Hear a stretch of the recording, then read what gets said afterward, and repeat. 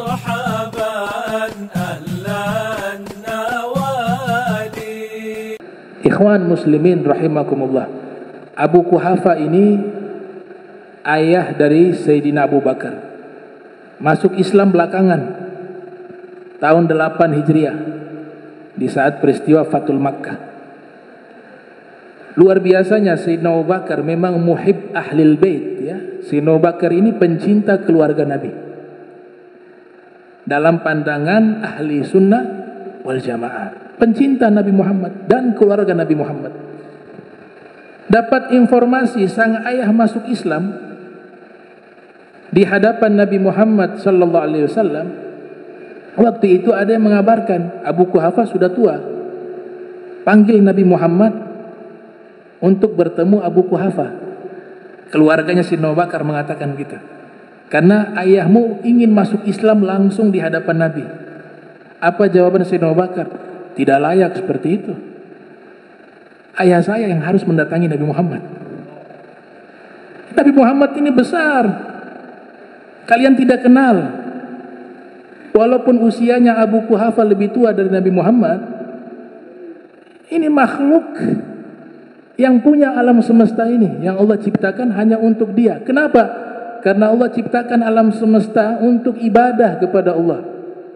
Dan ibadah yang terbaik dari semua makhluk, mau jin, manusia, malaikat, adalah Nabi kita Muhammad sallallahu alaihi wasallam. Wa ma khalaqtul jinna wal insa illa liya'budun. Aku tidak ciptakan jin dan manusia kecuali beribadah kepadaku. Itu substansi dari penciptaan. Ada satu filosofi mengatakan Allah menciptakan makhluk agar mengakui eksistensi adanya Allah. Karena kalau tidak ada makhluk, maka siapa yang mengakui adanya Allah? Sekalipun Allah tidak butuh itu. Allah tidak butuh pengakuan dari makhluk. Allah maha segala-galanya. Tapi sudah diciptakan kita, tujuannya apa?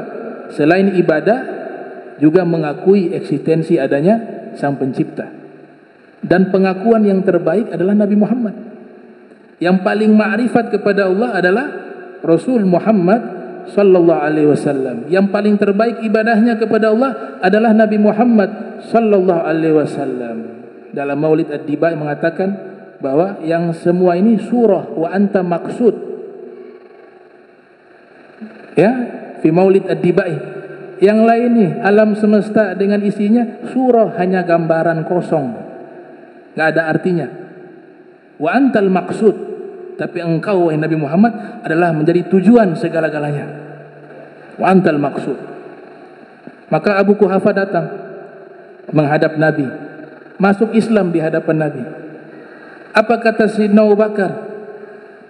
Beliau mengatakan bahwa Islamu Abi Thalib ahabbu ilayya min islami abi.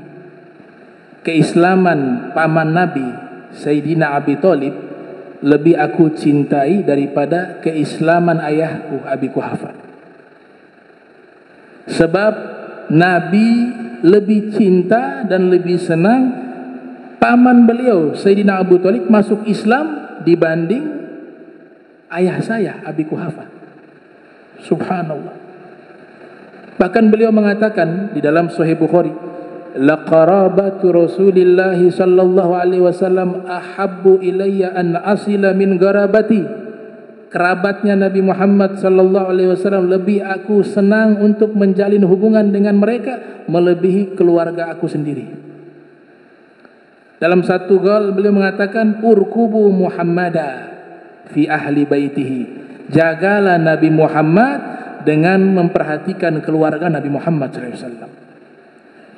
Kata Al-Hafiz Ibnu Hajar dalam Fathul Bari mengatakan Sayyidina Abu Bakar memberikan wasiat yukhatibun nasa bidzalika wa yusihim, memberikan pidato ke hadapan seluruh umat waktu itu dan memberikan wasiat kepada mereka ihfazuhu fihim, jagalah Nabi Muhammad dengan cara berbuat baik kepada keluarga Nabi Muhammad sallallahu alaihi wasallam.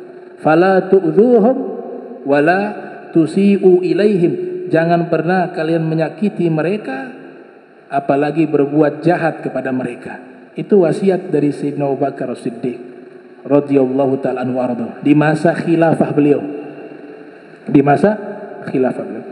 Kaitannya dengan Sayyidina Abu Thalib, saya tuntaskan karena ini harus utuh ya.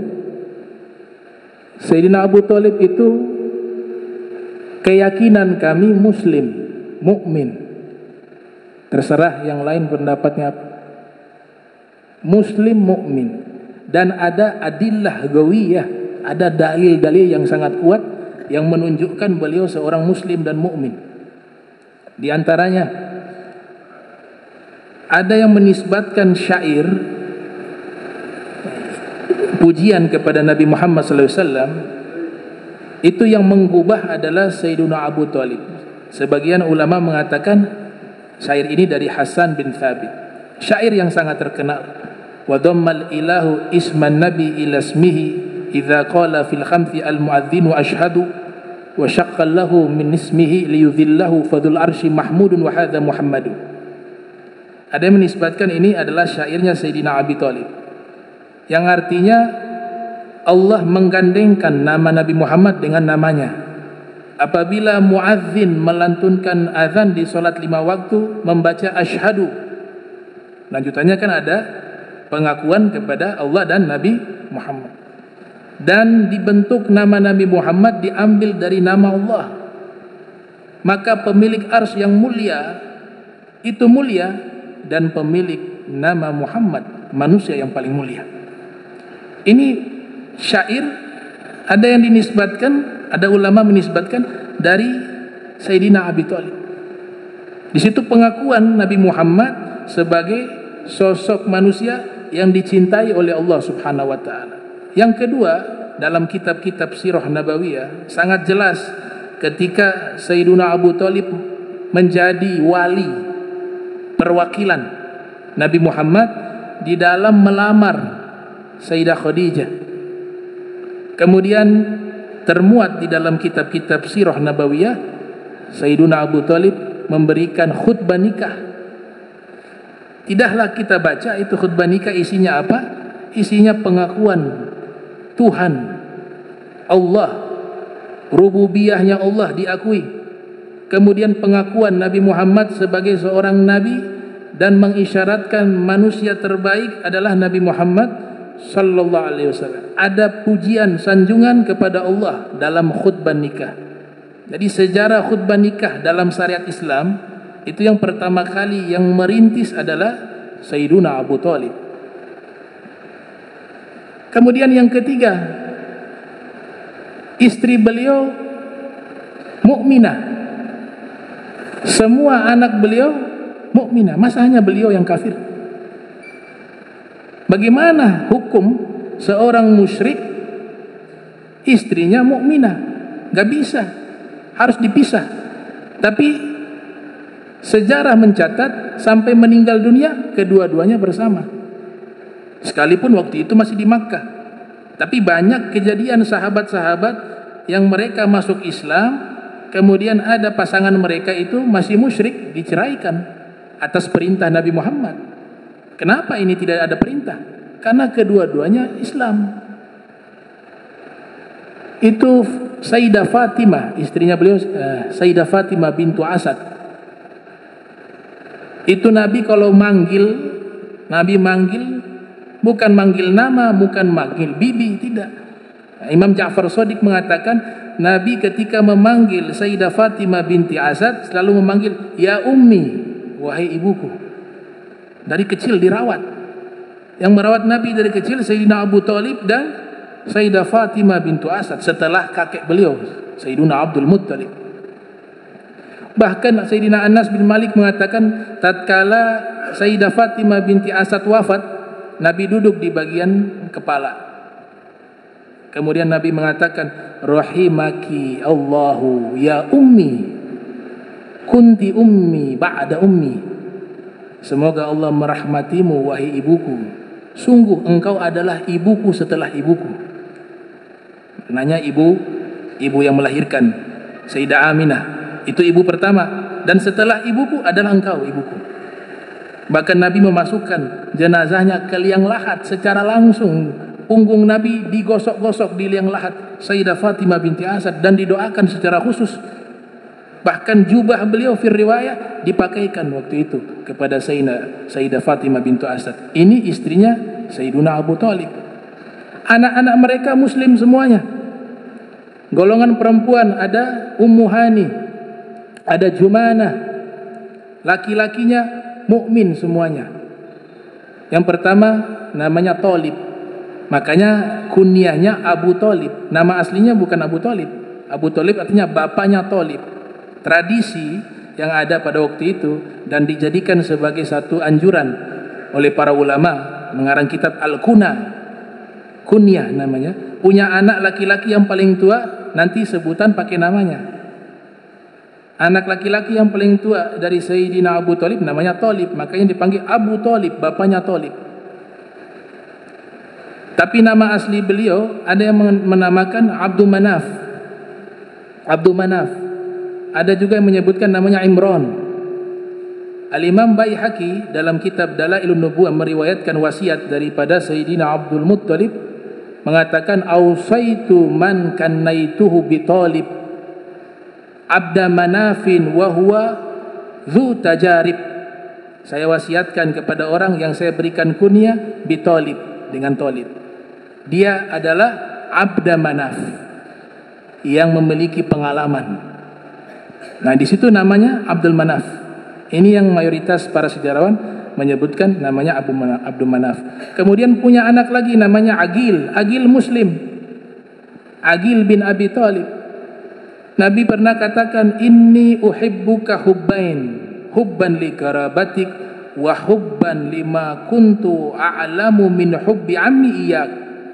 Saya cinta kepadamu dengan dua cinta, kata Nabi. Cinta yang pertama karena ada hubungan kerabat. Cinta yang kedua karena saya tahu pamanku sangat cinta kepadamu, yaitu Sayyidina Abi Thalib. Kemudian anak beliau lainnya adalah Sayyidina Ja'far yang terbunuh syahid di perang Mu'tah, yang kedua tangannya terpotong.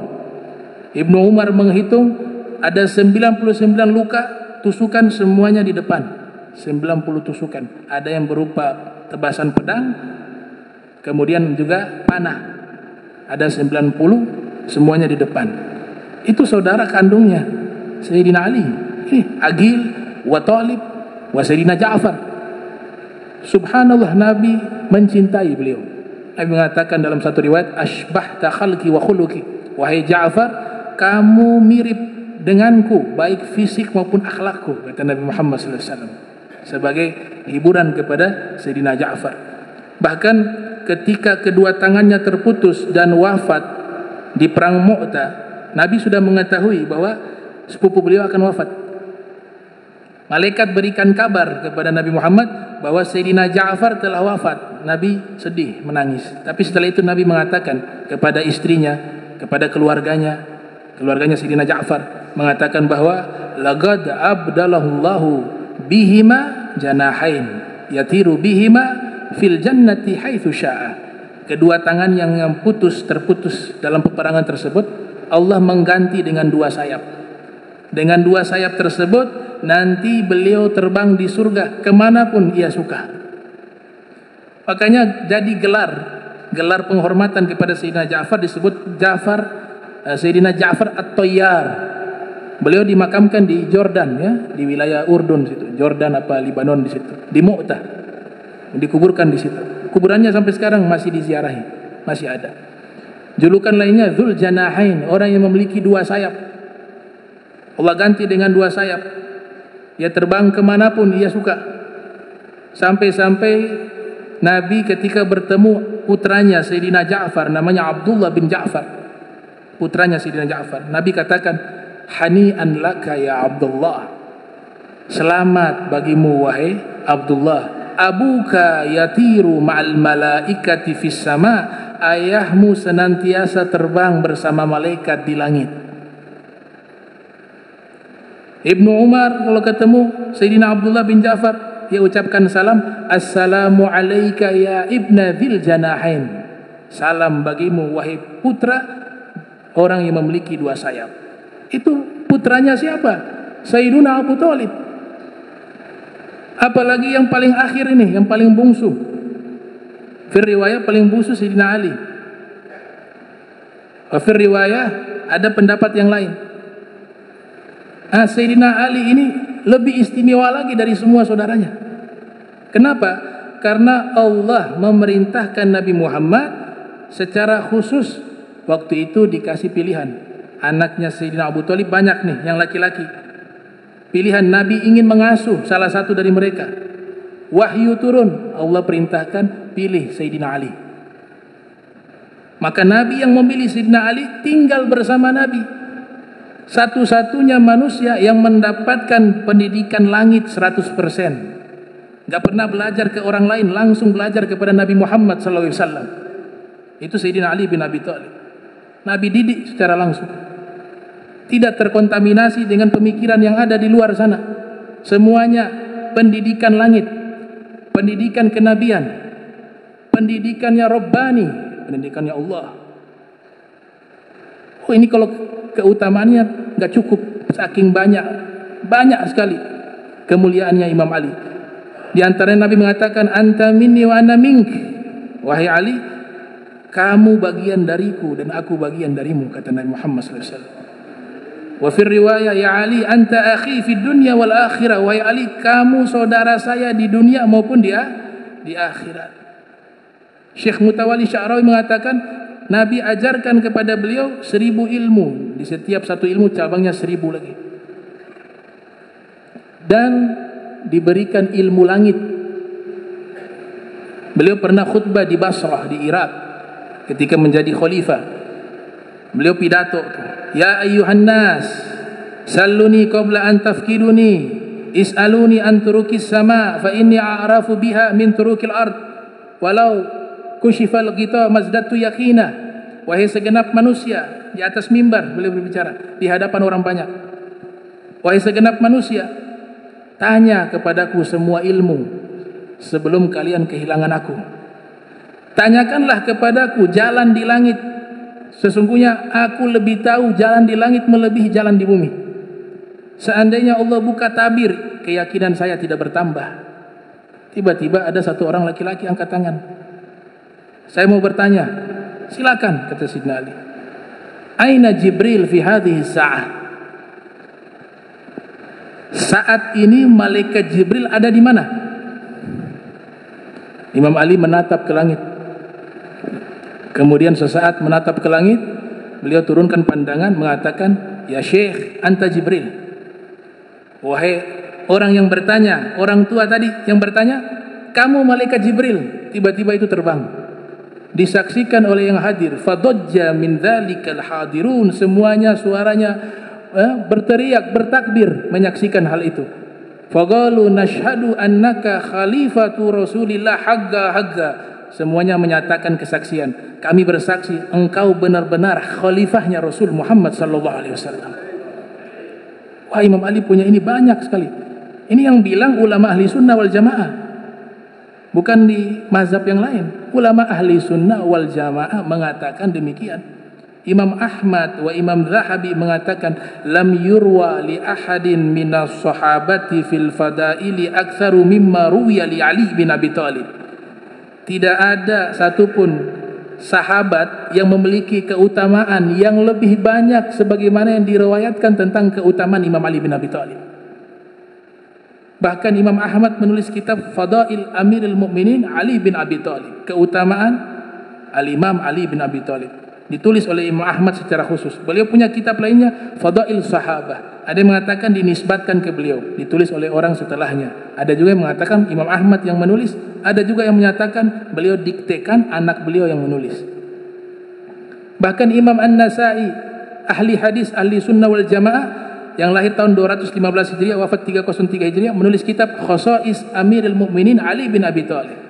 Kekhususan Amirul Mukminin Ali bin Abi Thalib. Terakhir saya tutup dengan syair beliau.